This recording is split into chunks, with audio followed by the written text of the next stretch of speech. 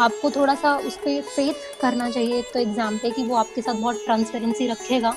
क्योंकि बहुत सारे डिमोटिवेशंस भी बहुत आती हैं बीच में, आपको लगता है कि आपके सारे आस-पास के लोग कहाँ पे पहुँच गए हैं, कोई जॉब कर रहा है, कोई कहीं है और आप वहीं पे हो, आप कब ग्रेजुएट हुए थे। तो इन सब चीज़ों से कुछ नहीं होता, आपको अल्टीमेट आपकी सक्सेस ऐसी होती है कि आपको कभी रिग्रेट नहीं होता कि आपने इतना टाइम क्यों लगाया है इस चीज़ में। जितना राइट। टाइम बढ़ता है उतनी सक्सेस भी बहुत बड़ी होती है। ये आवाज़ उत्तर प्रदेश पीसीएस 2018 परीक्षा परिणाम में प्रथम स्थान हासिल करने वाली हरियाणा राज्य की निवासी अनुज नेहरा की है, जो ध्येय आईएएस से जुड़ी हुई थी और उन्हें सफलता भले थोड़ा देर से मिली हो, लेकिन जब मिली तो बहुत बड़ी मिली। नमस्कार, ज्ञान की डिजिटल दुनिया ध्येय रेडियो में आपका स्वागत है। मेरा नाम है अंजुम शर्मा और आज आपके लिए बेहद खास पॉडकास्ट में लेकर आया हूँ। Uttar Pradesh public service commission यानी यूपीपीएससी ने साल 2018 के अंतिम परिणाम घोषित कर दिए हैं। 900 से ज्यादा पदों के लिए परीक्षा आयोजित हुई थी। बताते हुए हर्ष हो रहा है और गर्व भी कि ध्येय आईएएस से जुड़े हुए 200 से ज्यादा छात्रों ने इस परीक्षा में सफलता हासिल की है। सबसे खास बात यह कि टॉप 10 में 3 किसी न किसी रूप में ध्येय आईएएस से जुड़े हुए थे। साल 2003 से ध्येय आईएएस के ऊपर जो अभ्यर्थियों ने भरोसा जताया है, उस परंपरा को ध्येय आईएएस ने बरकरार रखा है और इस बार भी यूपीपीसीएस की परीक्षा में अपना परचम लहराया है। इस साल ये सफलता और बड़ी हो गई है क्योंकि अनुज नेहरा, जिन्होंने ये परीक्षा टॉप की है, वो ध्येय आईएएस से जुड़ी हुई थी। हरियाणा की रहने वाली हैं। उत्तर प्रदेश पीसीएस में ये उनका पहला प्रयास था और पहले प्रयास में ही उन्होंने पहली रैंक हासिल की। हालांकि वो तैयारी लंबे समय से कर रही थी, लेकिन किसी दूसरे राज्य में जाकर ये उनका पहला प्रयास था। उन्होंने हमसे बात की, बताया कि किस तरह से उन्होंने तैयारी की और ये मुकाम हासिल किया। ध्येय आईएएस का उनकी सफलता में किस तरह से योगदान रहा, ये आपको आगे सुनवाएंगे, लेकिन सबसे पहले बताते हैं उनकी सफलता पर हरियाणा के मुख्यमंत्री ने ट्वीट करके उन्हें बधाई दी और कहा कि बेटियों ने प्रदेश का नाम रोशन किया है। निश्चित रूप से ये बड़ी बात है, न केवल एक प्रदेश के लिए बल्कि दोनों प्रदेशों के लिए। अनुज हरियाणा के एक साधारण परिवार से आती हैं। प्रदेश में महिलाओं की स्थिति सुधारने के लिए पिछले काफी समय से काम किया जा रहा है। ऐसे में अनुज की सफलता बहुतों के लिए प्रेरणा बनेगी। वैसे साल 2018 की ये पीसीएस परीक्षा बदले हुए पैटर्न पर थी। सिलेबस बदलने को लेकर बहुत से अभ्यर्थियों के मन में शंका थी। कुछ को डर था तो बहुत से अभ्यर्थी ऐसे भी रहे जिन्हें लगता था कि यह कदम बहुत अच्छा है, इसका लाभ मिलेगा, खास तौर पर तब जब आप यूपीएससी की प्रिपरेशन कर रहे हों, क्योंकि यूपीएससी और यूपीपीसीएस अब दोनों का सिलेबस मोटा मोटी एक सा है। इसलिए अगर आप एक एग्जाम की तैयारी करते हैं तो उसका लाभ दूसरे में मिलना तय है। ऐसा ही हुआ टॉपर अनुज नेहरा के साथ। उन्होंने बताया कि कैसे ध्येय आईएएस की मेंस की टेस्ट सीरीज उनकी पूरी तैयारी में लाभदायक रही और क्या रणनीति थी उनकी प्रीलिम्स के दौरान। मैंने यूपीपीसीएस 2018 के लिए स्पेसिफिकली प्रिपरेशन नहीं की थी, मैं यूपीएससी के लिए प्रिपेयर कर रही थी। तो जब इन्होंने सिलेबस चेंज किया तो मुझे काफ़ी हेल्प मिली उससे, क्योंकि syllabus almost on the lines of UPSC था। तो प्री के लिए तो मैंने घटना चक्र किए थे और उनसे रिलेटेड सारे मॉक लगाना, जो बेसिक सब्जेक्ट्स हैं जो इम्पोर्टेंट होते हैं, जैसे पॉलिटी, एनवायरनमेंट, हिस्ट्री और साइंस का मैंने ल्यूसेंट से किया था। तो सर बट मेंस में मैंने ध्येय आईएएस के जो आंसर टेस्ट सीरीज थी उसके क्वेश्चन पेपर देखे थे। ऑलमोस्ट मैंने उसके 10 पेपर तो मैंने किए थे। एथिक्स के पेपर बहुत अच्छे होते थे, उनके मॉडल आंसर्स मिलते थे। आप जानते ही हैं कि सिविल सेवाओं की परीक्षा 3 चरणों में आयोजित होती है, प्री, मेंस और इंटरव्यू। प्रीलिम्स और मेंस के बाद जो अंतिम चरण है वो होता है इंटरव्यू का।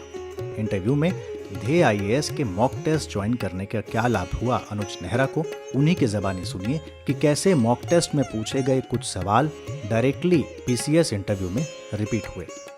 और सर इंटरव्यू में मुझे बहुत हेल्प मिला। इंटरव्यू में कोई भी मॉक नहीं था तो मैंने वहाँ पे अपने 3 मॉक शेड्यूल कराए थे, तो उससे मुझे बहुत बहुत बेनिफिट मिला। इनफैक्ट मेरा जो लास्ट पर्सनल इंटरव्यू था उसमें से काफ़ी क्वेश्चंस रिपीट हुए थे। एक जो आपने मेरे से बायो एक्यूमुलेशन का क्वेश्चन पूछा था वो डायरेक्ट वहाँ पे पूछा। फिर उन्होंने केमिस्ट्री, मेरा जो ग्रेजुएशन का सब्जेक्ट था उससे उसको और कोविड को रिलेट करके एरोजोल्स को किया, वो मेरे से एक मॉक इंटरव्यू में पूछा गया था डे में ही। तो मेरे कम से कम 4 क्वेश्चंस तो एज इट इज आए थे वहाँ पे। बाकी उससे कॉन्फिडेंस बिल्डिंग में बहुत हेल्पफुल थी। जिस तरीके से आपने बैठना बताया, कैसे एंटर करना है, वो काफ़ी हेल्पफुल था, क्योंकि मेरा ये फर्स्ट इंटरव्यू था जो मैं फेस करने वाली थी। मैंने उससे पहले कभी मॉक भी नहीं किया था, तो उस चीज़ में मुझे बहुत हेल्प मिली थी। आप में से बहुत से व्यक्तियों के मन में ये सवाल होता होगा कि तैयारी के दौरान क्या करना चाहिए और क्या नहीं करना चाहिए, यानी मेंस में उत्तर कैसे लिखें, क्या अप्रोच रखें, प्रीलिम्स में किन बातों का ध्यान रखें, क्योंकि अब प्रीलिम्स की परीक्षा भी नज़दीक है और मेंस की परीक्षा भी होने वाली है 2019 की। ऐसे में अनुज नेहरा बताती हैं कि उन्होंने क्या किया और क्या नहीं किया, यानी डूज एंड डोंट्स जो हैं एग्जाम में काफ़ी मायने रखते हैं। उससे भी ज़्यादा ये कि आपको क्या नहीं पढ़ना है, ये ज़्यादा मायने रखता है। अनुज नेहरा। सर, डूज में तो मल्टीपल रिविजन्स मैं बोलूँगी, जितना आप करते हो उसके सोर्सेज बढ़ाने से ज़्यादा अच्छा है आप सिलेबस को देखो, क्योंकि यूपी पीसीएस में जितना मैंने एनालाइज किया है और जो मैंने पैटर्न देखा था पुराने ईयर्स का, स्पेशली ऑप्शनल के केस में, तो वो सिलेबस के बियॉन्ड नहीं जाते हैं। वो मतलब एकदम ड्रास्टिक चेंज नहीं करते हैं कि आपको एकदम कुछ ऐसा क्वेश्चन देखने को मिलेगा जो आप एक्सपेक्ट नहीं करते। तो वो ऑन द लाइन्स रहता है सब कुछ। जो सिलेबस में एक एक लाइन थी उसके मैंने नोट्स बनाए थे, सिर्फ 1 पेज के मेरे नोट्स थे। जैसे इंडियन सोसाइटी पे है तो उसको मल्टीपल डायमेंशंस में कैसे उसको इंक्लूड करना है, उसमें सोशल एंगल डालना है, पॉलिटिकल एंगल डालना है, इकोनॉमिकल डालना है, एथिकल से कंक्लूड करना है, एसडीजीज को कैसे इंक्लूड करोगे। तो वो इंटरलिंकेजेस थे सब कुछ। तो मेंस में ज्यादा फोकस मेरा यही रहता था कि सिलेबस का एक वर्ड ऐसा ना हो जिसके मेरे पास नोट्स ना हो। तो उसमें मैंने हर वर्ड के नोट्स बनाए, कुछ गूगल किया, कुछ मेरे प्रीवियस नोट्स थे, और उनको फिर करंट से कैसे रिलेट करना है। फॉर एग्जांपल अगर पॉवर्टी पे कोई क्वेश्चन है या विमेन एम्पावरमेंट पे कोई क्वेश्चन है, तो उसकी लेबर फोर्स पार्टिसिपेशन रेट को उसमें इंट्रो से करना है, या WHO की कोई स्टैटिस्टिकल डेटा आया है हेल्थ से रिलेटेड तो उससे अपना आंसर स्टार्ट करना है। कंक्लूड करने के लिए फिर कोई गवर्नमेंट की स्ट्रेटेजी लिखनी है। विमेन के लिए यूपी की प्रेफरेबल थी थोड़ी, यूपी की बहुत सारी स्कीम्स थी, बहुत सारे ई गवर्नमेंट इनिशिएटिव्स थे जो मैंने आई गेस पेपर 3 में तो हर क्वेश्चन में मैंने ई गवर्नमेंट इनिशिएटिव लिखा था, एक ना एक ई गवर्नेंस का, तो उससे काफी हेल्पफुल मिली थी।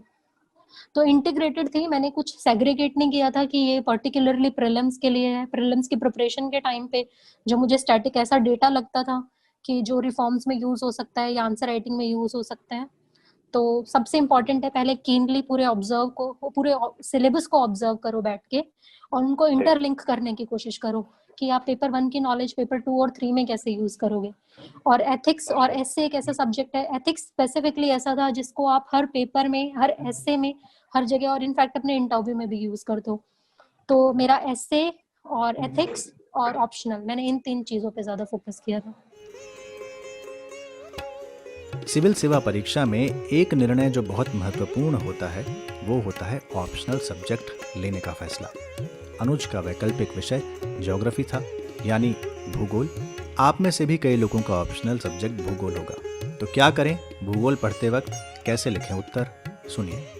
ज्योग्राफी ऐसा सब्जेक्ट है जिसमें आप हर रोज कुछ ना कुछ चेंज देखते हो अपने आसपास। तो उसमें अगर डिजास्टर पर कोई क्वेश्चन आ रहा है तो आप उसमें कोई साइक्लोन जो रिसेंट आया हो उसको करंट से रिलेट करके आप उसको इंक्लूड करो। और सर उसमें यूपी पीसीएस की अगर हम सिर्फ बात करें तो उसमें बहुत स्टैटिक रहता है, और उसके प्रीवियस ईयर्स अवेलेबल है, पतली से बुक आती है मार्केट में जिसमें उनके बहुत पुराने पेपर्स होते हैं। तो उसमें एक पैटर्न आपको एनालाइज हो जाएगा कि इस वाले पार्ट से ज्यादा क्वेश्चंस पूछते हैं, लाइक ह्यूमन ज्योग्राफी पे थोड़ा कम फोकस रहता है, फिजिकल ज्योग्राफी पे ज्यादा है, तो आप उस पे अपने आप को अच्छे से देख सकते हो, क्योंकि वो हार्डली अपने एक पैटर्न से थोड़ा ज्यादा नहीं डेविएट होते हैं। एक वेल डिफाइंड पैटर्न है यूपी पीसीएस का, जो उसकी सबसे अच्छी बात है। तो उस पैटर्न को समझने के लिए सिर्फ उसके प्रीवियस ईयर्स देख के एनालाइज कर सकते हो। लाइक उन्होंने जैसे एक साल कोपन पूछा है, एक साल थॉर्न वाइट पूछा है, तो इस बार मुझे थोड़ा एक्सपेक्टेड था कि कोपन आएगा, और दोनों पेपर में कोपन था। थोड़ा सा ऐसे चीट ट्रिक्स होती हैं कि कैसे वो रिपीट कर रहे हैं, तो वो बहुत इंटरेस्टिंग था। ये यूपी पीसीएस में मेरा फर्स्ट ही अटेम्प्ट था, बट मुझे इसको करने में, इस प्रोसेस में मुझे बहुत मैंने इसको एंजॉय किया है। Yes sir. सर मैप्स के बारे में पढ़ना, उसको इंक्लूड करना। Map sir, geography is all about mapping. अगर पेपर 2 में आप हर क्वेश्चन में ही मैप ड्रॉ करके आ जाते हो तो आपको डेफिनेटली उसमें दूसरे बच्चे से एक आधा नंबर ज्यादा मिलता ही है। इसके बाद अनुज कहती हैं कि अगर आप भूगोल ऑप्शनल रखते हैं तो उसका लाभ आपको जीएस के पेपर 1 और पेपर 3 में कहीं ना कहीं मिलता है। लेकिन उनकी सबसे खास बात ये रही कि उन्होंने ईमानदारी से ये स्वीकार किया कि वो पिछले कई सालों से तैयारी कर रही हैं। यूपीपीसीएस में भले ही उनका पहला अटेम्प्ट हो, लेकिन उन्होंने काफ़ी सालों से असफलता भी देखी है। अगर आपके सामने भी असफलताएं आती हैं तो उनसे निराश नहीं होना है, अपने लक्ष्य के प्रति ईमानदार होकर डटे रहना है। शायद इसीलिए अनुज पहला स्थान हासिल भी कर सकी, क्योंकि मेहनत कभी खाली नहीं जाती। आपको फेल्योर्स बहुत मिलते हैं देखने को। बहुत कम लोग होते हैं ऐसे कि जिन्होंने एक अटेम्प्ट दिया और एक पहला ही पेपर दिया, उनका हो गया। मेरी यूपी में बेशक ये फर्स्ट रैंक है, बट मैं 2015 से ही 14-15 से इनफैक्ट यूपीएससी की प्रिपरेशन कर रही थी, जहाँ मैंने बहुत फेल्योर देखे हैं। बट अल्टीमेटली आपको थोड़ा सा उस पर फेथ करना चाहिए, एक तो एग्जाम पे, कि वो आपके साथ बहुत ट्रांसपेरेंसी रखेगा, क्योंकि बहुत सारे डिमोटिवेशंस भी बहुत आती हैं बीच में। आपको लगता है कि आपके सारे आसपास के लोग कहाँ पे पहुंच गए हैं, कोई जॉब कर रहा है, कोई कहीं है और आप वहीं पे हो, आप कब ग्रेजुएट हुए थे। तो इन सब चीज़ों से कुछ नहीं होता। आपको अल्टीमेट आपकी सक्सेस ऐसी होती है कि आपको कभी रिग्रेट नहीं होता कि आपने इतना टाइम क्यों लगाया है इस चीज़ में। जितना टाइम बढ़ता है उतनी सक्सेस भी बहुत बड़ी होती है। तो अनुज की तरह आप भी परीक्षाओं में सफलता हासिल कर सकते हैं। बस आपको डिप्रेस नहीं होना है, मेहनत से पीछे नहीं हटना है। उतार चढ़ाव आते रहते हैं, सफलताएं असफलताएं लगी रहती हैं, और सफलता के पीछे सबसे बड़ा जो हाथ होता है वो आपकी असफलताओं से मिली सीख का होता है। अनुज भी तैयारी के दौरान कई बार निराश हुई, लेकिन जब सफलता मिली तो बहुत बड़ी मिली। आपको भी मिल सकती है। बस लगे रहिए, परिश्रम करते रहिए, और हाँ, एक बार ध्येय IAS की वेबसाइट पर टहल आइए, क्योंकि वहाँ पर आपको बहुत सी जानकारी इससे जुड़ी हुई मिलेगी जो आपकी मेहनत को सही दिशा दे सकती है। और क्या पता अगले टॉपर आप हों। तो ये था आज का ध्येय पॉडकास्ट। इस तरह के और भी पॉडकास्ट सुनने के लिए सब्सक्राइब कीजिए ध्येय IAS की यूट्यूब चैनल को, और नोटिफिकेशन बेल को ऑन रखना ना भूलें।